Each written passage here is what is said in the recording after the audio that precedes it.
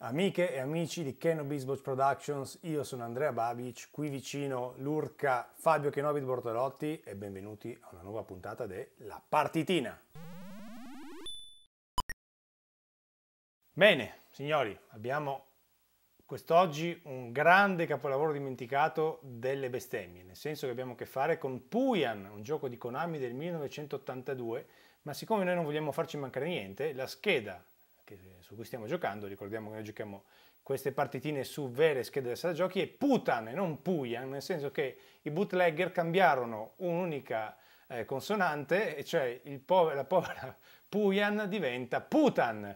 Quindi le battute si sprecano, ma le lasciamo ad altri. Qua vediamo un Actart Mode molto carino che mostra come è possibile catturare dei cosciotti da lanciare ai lupi per distrarli, in questo modo facendoli perdere il palloncino, facendoli cadere a terra. Ma qual è l'antefatto del gioco? È un gioco intanto molto carino perché è uno dei primi ad avere una bella introduzione proprio narrativa interessante. Quindi cominciamo.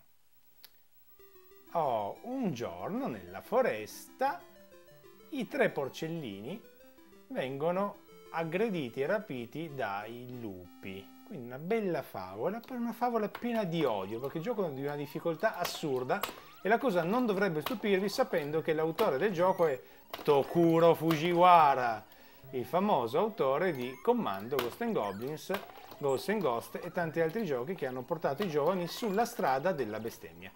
Quindi dietro questa simpatica e divertente scenetta che vediamo, questo albero, i lupi che si calano con i palloncini, cosa vogliono fare questi lupi? Guardate che combo che faccio adesso, beccati questa! No, uno è scappato, ma riesco a beccarlo lo stesso così.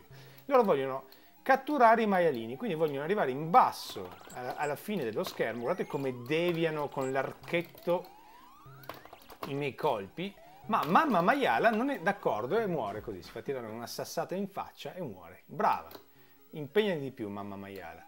Quindi i lupi vogliono arrivare nella parte bassa dello schermo e da lì camminare, adesso anzi a livello puramente dimostrativo lascio che un lupo arrivi appunto in basso e vedete che ora per me è molto più difficile muovermi nella parte più inferiore dello schermo perché c'è un lupo che cerca di uccidermi. Adesso sarà ancora più difficile perché un altro lupo sta arrivando a rompere le scatole, quindi ora devo stare attento perché come vedete ho sempre meno spazio di operazione, è un po' una specie di Space Invaders ribaltato sul lato se vogliamo, perché ne manca solo uno, vediamo se ce la faccio. Sì, ce l'ho fatta al pelo veramente. Numero di maiali presi 5, vedete mamma maiala con i maialini che insegue e questa volta gioca fuori casa perché come vedete questa volta siamo nel mondo, presumo nel mondo dei lupi. Tra l'altro vanno in su questa volta con dei palloncini ancora più schifosi perché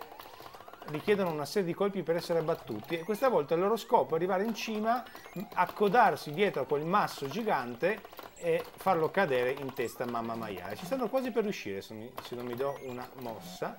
Ok, guardate, ce ne sono già due lì sopra che cercano di fare questa operazione, adesso ce ne sono tre e ci sono ancora tra l'altro 28 lupi da tirar giù.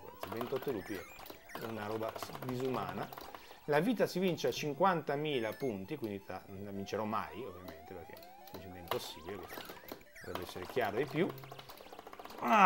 Questi palloncini in mezzo sono ulteriormente seccanti perché riescono a bloccare il cosciotto. No, non farlo! Ma no, vabbè, ma non è possibile, la difficoltà, cioè tipo è mai dire banzai sta roba, non è umana, cioè contro l'umanità. Dai, 12, crediamoci, solo 12.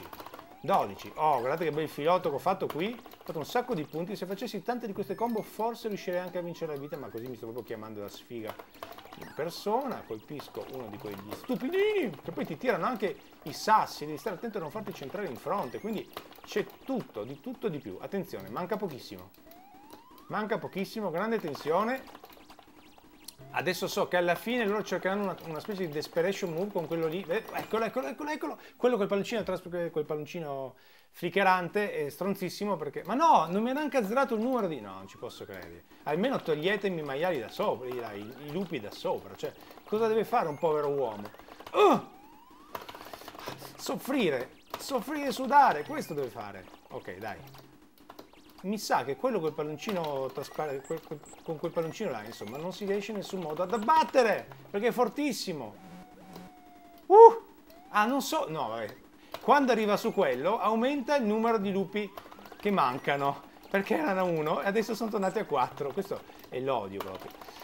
Org, org, org, org, org, org, org, org, org e org.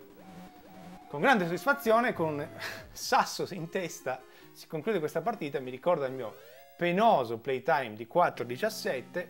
Sono comunque primo, sentite queste urla disumane di maiali nella giungla che vengono scuoiati dai lupi per fare un bel pranzetto, mentre la mamma maiala giace con un sasso in testa in fondo a un canyon. E questo è il grande spirito delle favole, no? Le favole di una volta che facevano paura, orrore e tirare tantissime bestemmie. L'unica soluzione in questi casi è provare in un'altra partitina, in un altro tempo, in un altro spazio e cimentarsi in un altro Putan Tour.